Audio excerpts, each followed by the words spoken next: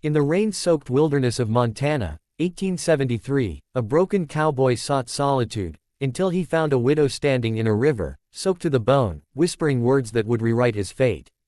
"Will you stay if I undress?" she asked, not with shame, but with courage. What followed wasn't just passion. It was redemption, and a love that defied every law of the frontier. The rain fell like God's tears over the Blackfoot Valley, turning the earth to mud and the sky to lead.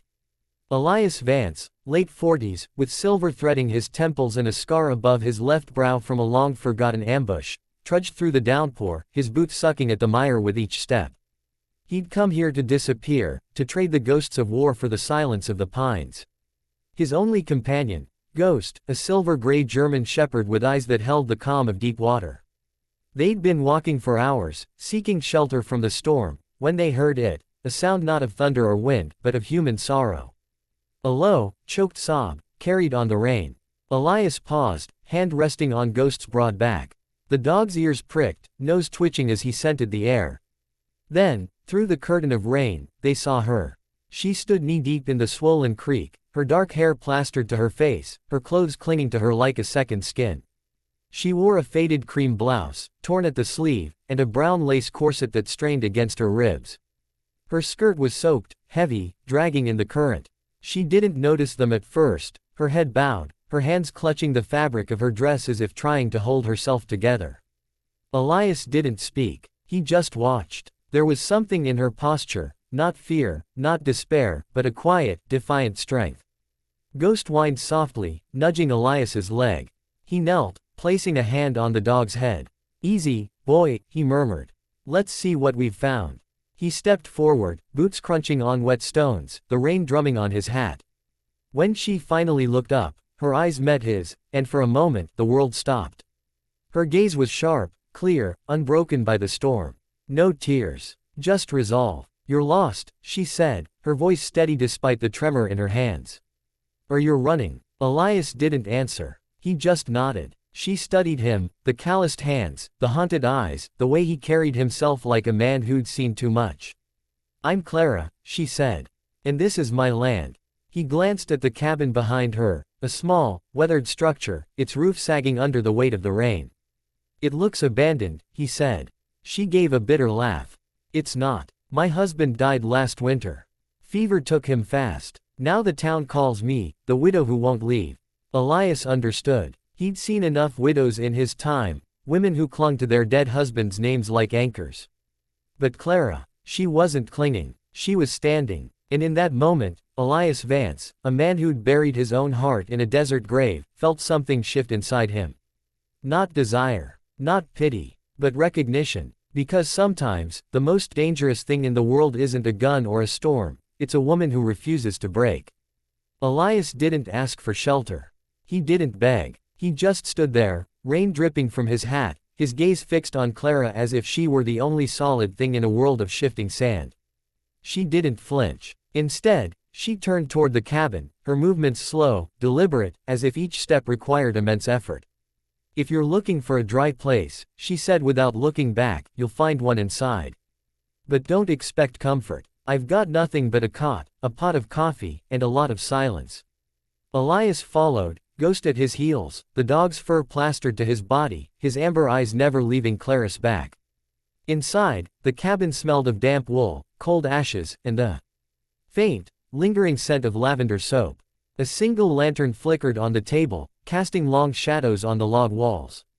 Clara moved with quiet efficiency, stripping off her wet shawl, hanging it by the fire, then wringing out her blouse over a basin. Elias stood near the door, unsure whether to offer help or retreat. He'd spent years learning to read people, soldiers, scouts, enemies, but Clara was different. She didn't hide her pain.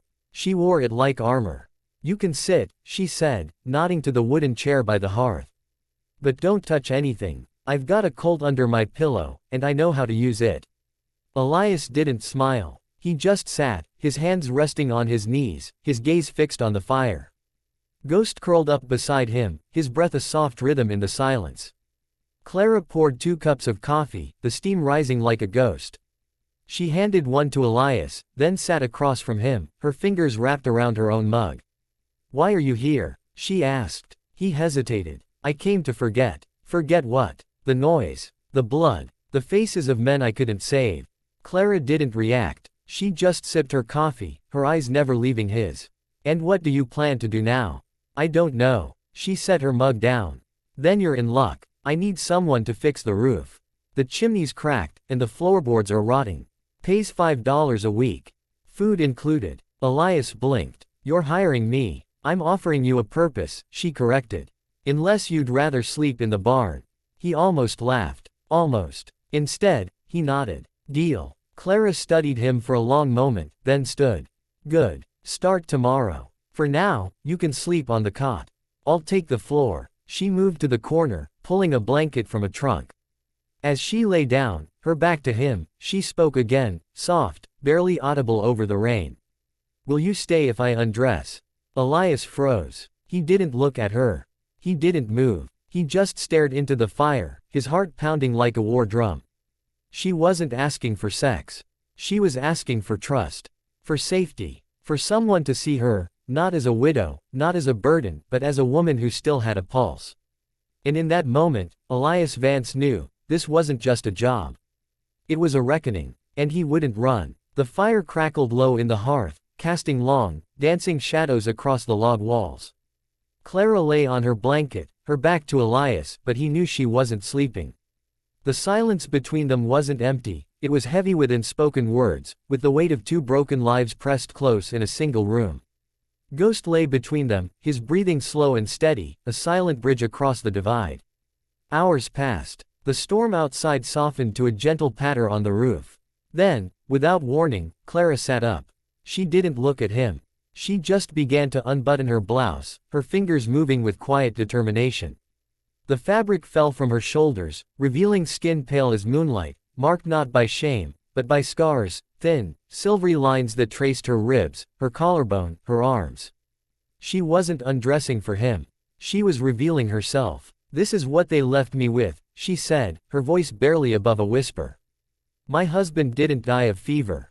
He was beaten. By men who wanted this land. They came at night, broke his ribs, left him in the snow. Elias didn't move. He didn't speak. He just watched as she turned to face him, her eyes glistening but dry. I buried him myself, dug the grave with my hands. And every day since, I've waited for them to come back. She stood, letting the blouse fall to the floor.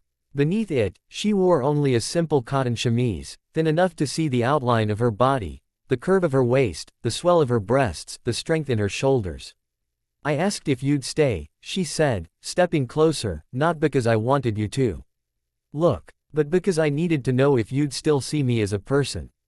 Not a widow, not a victim, just, Clara. Elias rose slowly. He didn't touch her. He just stood before her, his gaze steady, respectful.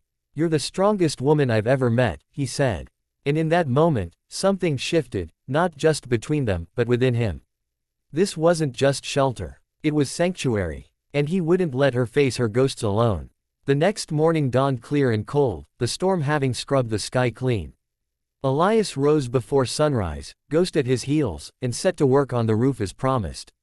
He patched the worst leaks with tar and spare shingles, his movements efficient, practiced.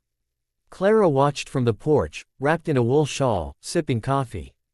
She didn't speak. She didn't need to. The air between them had changed, warmer, lighter, charged with a quiet understanding. By midday, he'd fixed the chimney draft and replaced 2 rotting floorboards. As he worked, he noticed things. The way Clara's hands trembled slightly when she chopped wood, the way she always kept her back to the tree line, the way she slept with a knife under her pillow. She was still afraid, but she was fighting. That afternoon, while hauling water from the creek, she slipped on the icy bank. Elias caught her before she fell, his hands closing around her waist. For a moment, they stood like that, close, breath mingling in the cold air. She didn't pull away. Instead, she leaned into him, just for a second. Thank you, she murmured. For staying. He nodded. I told you I would.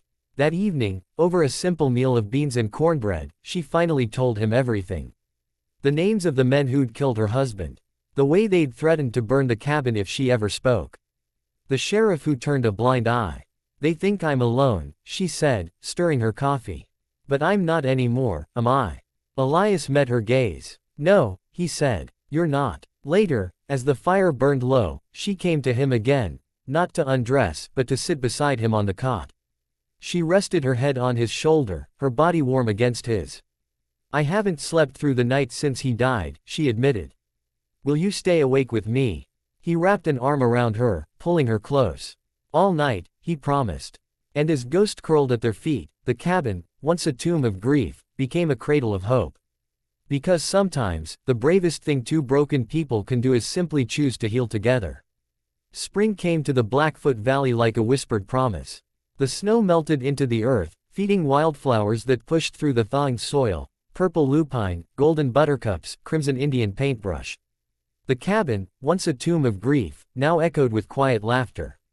Clara no longer slept with a knife under her pillow. Instead, she braided wildflowers into ghost's fur and sang old folk songs while kneading bread dough. Elias had rebuilt the porch, repaired the roof, and even planted a small garden at her request. But the real change wasn't in the wood or the soil, it was in them.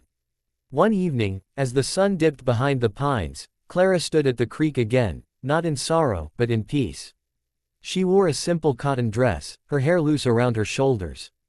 Elias joined her, not speaking, just standing beside her as the water rippled around their boots. I used to come here to remember him, she said softly. Now I come here to forget. He looked at her, his blue eyes calm. You don't have to forget. You just have to make room. She turned to him then, her hand finding his. Will you stay? She asked, not as a whisper this time, but as a vow. He didn't answer with words. He kissed her, slow, deep, and certain, his calloused hands cradling her face like something sacred. That night, under a sky full of stars, they made love not out of need, but out of trust. Not to fill a void, but to build a future. Weeks later, when the men who'd killed her husband finally returned, 3 rough riders with rifles and arrogance, Elias met them at the tree line. He didn't draw his gun. He just stood there, ghost at his side, Clara behind him on the porch. This land is spoken for, he said, his voice quiet but unshakable. The leader laughed, until Ghost let out a low, guttural growl that froze the blood in his veins. They left without a shot fired. Because some battles aren't won with bullets, but with presence. With love that refuses to bend. That summer, Clara stopped calling herself the widow. And Elias stopped running from his past. Together, they became something new, not just a man and a woman, but a home. And in the quiet of the Montana wilderness, that was enough. Sometimes, the bravest thing two broken souls can do is choose to heal together. If this story moved you, please like and subscribe, because love like this, it changes everything.